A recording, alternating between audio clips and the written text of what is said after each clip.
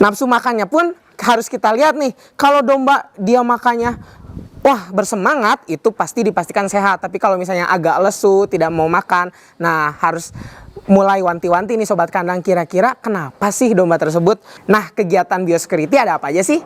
Jadi biosecurity itu yang pertama, kita bisa melakukannya dengan membersihkan areal kandang dengan cara, nah yang gak kalah penting nih sob, yaitu memastikan infrastruktur yang aman bagi domba. Contoh, misal kita memelihara domba Garut yang besar dengan tanduk yang besar juga dan kuat. Tentunya kita harus memastikan kayu yang digunakan yaitu kayu yang kokoh.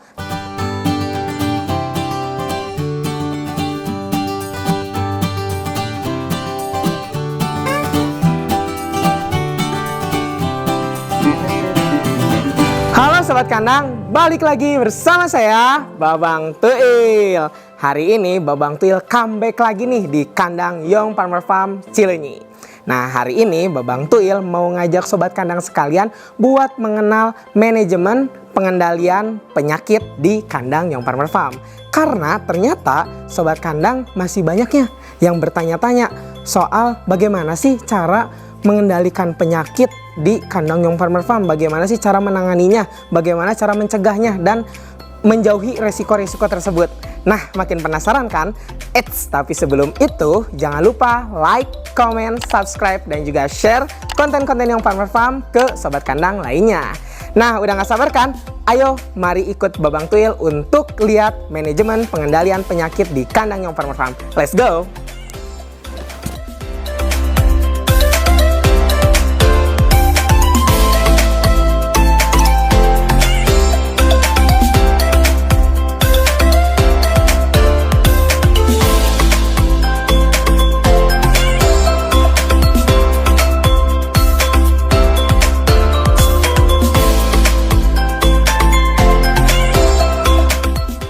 Sobat kandang pasti bertanya-tanya nih, kenapa sih kita harus memperhatikan manajemen pengendalian penyakit? Nah, manajemen pengendalian penyakit ini tentunya bertujuan untuk meminimalisir resiko kematian pada domba dan juga meminimalisir resiko penyakit yang membahayakan yang berpengaruh kepada produk domba, karena kita harus memastikan produk itu aman, sehat, dan juga utuh. Nah, karena domba ini merupakan makhluk hidup, tentunya kita harus memperhatikannya nih setiap hari, setiap saat. Karena kita harus memastikan kesehatan baik pada dombanya maupun nanti ketika produknya akan dikonsumsi oleh manusia. Amit-amitnya jangan sampai si domba ini kena penyakit sampai mati dan merugikan kepada kita juga. Gitu sob.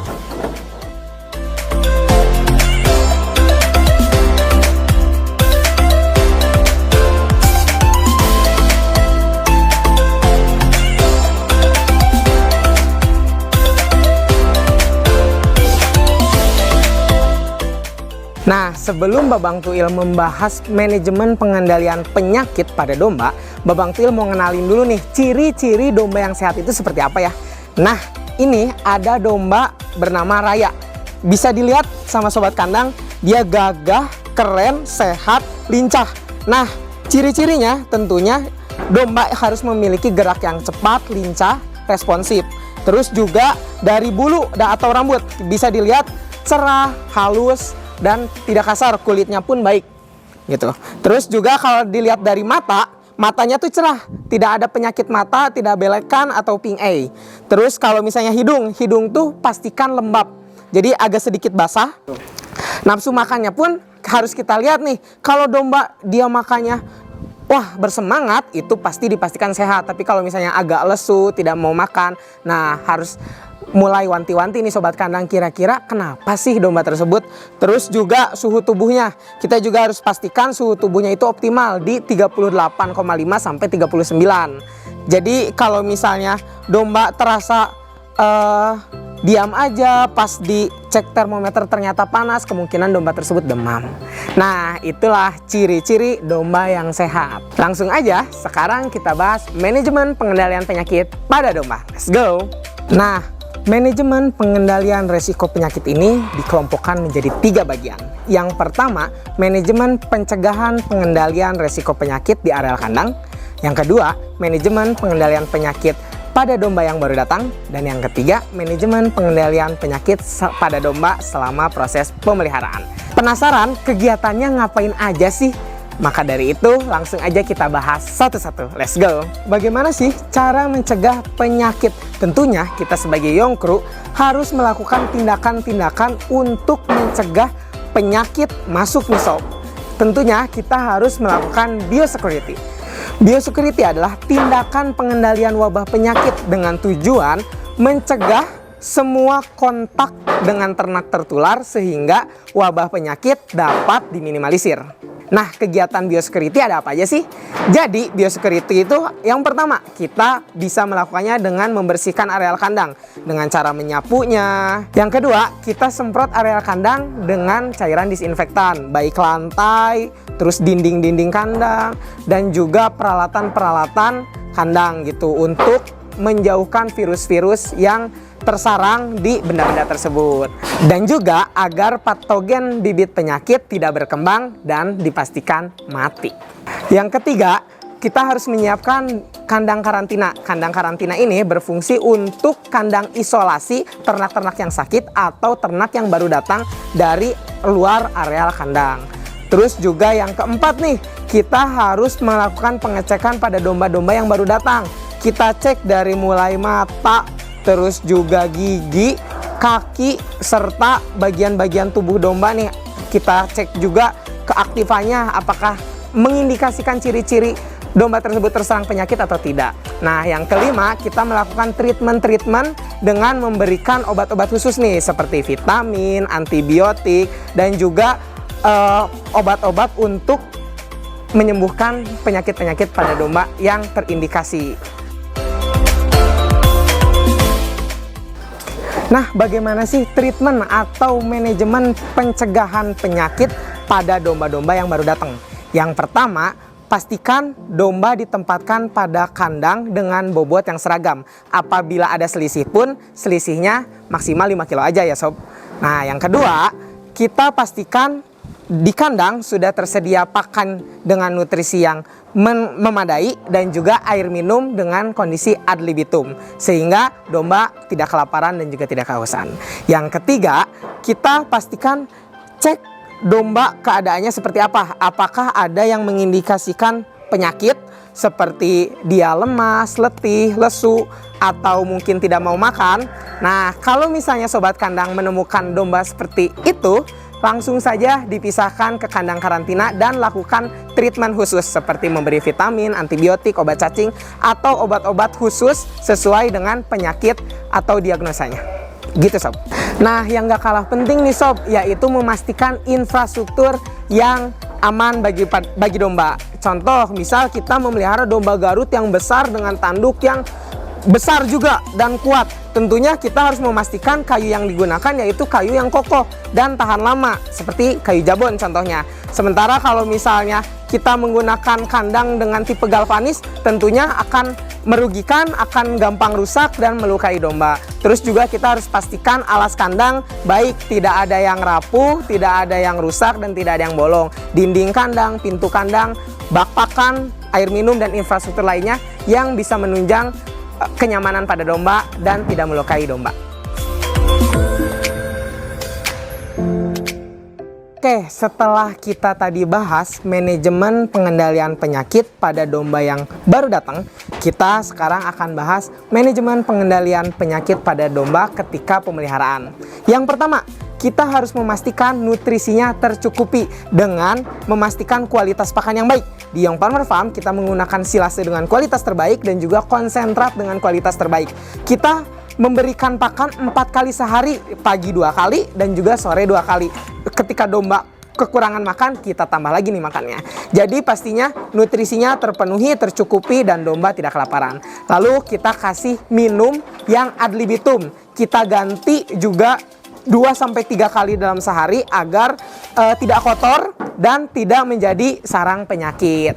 Nah, kita juga harus rutin memberikan vitamin dan obat cacing minimal 1 bulan sekali. Untuk apa sih? Vitamin tentunya agar domba nafsu makannya meningkat dan juga terhindar dari berbagai penyakit nih. Kalau obat cacing tentunya biar domba tidak cacingan dan dia bisa gemuk-gemuk dengan nutrisi yang baik pula. Nah, yang ketiga nih, tentunya domba kita harus pastikan keadaannya bersih. Kita cukur bulunya, kita mandikan, kita jemur, kita exercise. Minimal 1 bulan sekali. Kalau untuk exercise minimal 1 minggu sekali lah. Biar domba itu tetap kuat, gak di kandang aja, dan juga kena sinar matahari.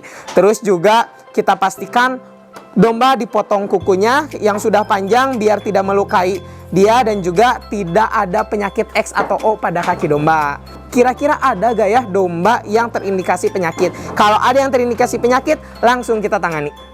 Gitu sob. Sekarang kita akan bahas satu-satu penyakit-penyakit yang sering terjadi pada ternak domba. Nah, yang pertama, kaki X atau O. Yang mana kaki X atau O ini terjadi dikarenakan kita tidak memotong kuku domba, sehingga kuku domba panjang dan kakinya berpengaruh kepada X dan juga O. Itu kenapa? Karena domba harus menopang bobotnya, sementara di kukunya ada yang ganjel nih karena kita nggak potong. Makanya karena kebiasaan sehingga membentuk kaki X dan O. Gimana sih cara penanganannya? Kita potong kukunya, lalu kita exercise. Kalau misalnya masih ringan, insya Allah domba bisa sembuh kembali. Tapi kalau misalnya udah parah, biasanya sulit untuk sembuh dan kita afkir untuk menjadi potongan daging biasa. Tidak bisa dikorbankan karena tidak layak. Nah, yang kedua ada abses. Abses ini apa sih? Abses ini disebabkan karena jaringan yang rusak pada domba, sehingga terjadilah infeksi dan menimbulkan nanah atau bisa kita sebut bisul. Nah, gimana sih cara menyembuhkan abses ini? Kita bisa dengan membedahnya atau membeleknya. Tapi kalau misalnya sobat kandang belum profesional untuk menanganinya, bisa memanggil dokter hewan. Nah, kecuali untuk abses yang sudah pecah nih, kita bisa tangani dengan membersihkannya dengan air yang mengalir, dengan sabun, lalu dikompres air hangat. Lalu yang ketiga nih, ada penyakit kembung. Kembung ini kenapa sih? Kembung ini biasanya disebabkan oleh pakan, yang mana pakan terutama hijauan yang masih mengandung embun dan dimakan oleh domba, sehingga embunnya ini berubah menjadi gas di dalam perut dan menyebabkan domba kembung. Biasanya gejalanya seperti apa? Ketika kita ngelihat perut domba itu terlihat besar sebelah nih di bagian perut domba, dan ketika kita tepuk ada bunyi seperti gas gitu. Nah, cara penanganannya gimana?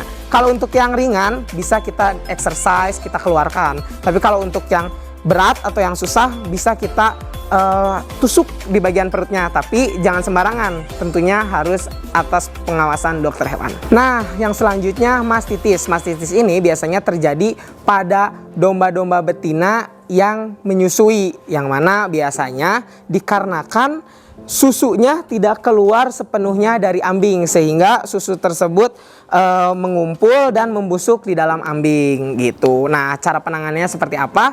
Mastitis ini ditangani dengan antibiotik dan juga obat mastitis dengan cara diinjeksikan. Selanjutnya nih, ORF. ORF ini biasanya terjadi pada bagian mulut, yang mana bentuknya itu seperti bopeng bekas luka nih di bagian mulut. Jadi kalau misalnya di manusia ini tuh sariawan istilahnya. Domba kalau kena ORF, dia menurunkan nafsu makan karena rasanya sakit. Nah, caranya gimana sih? Gampang, simple.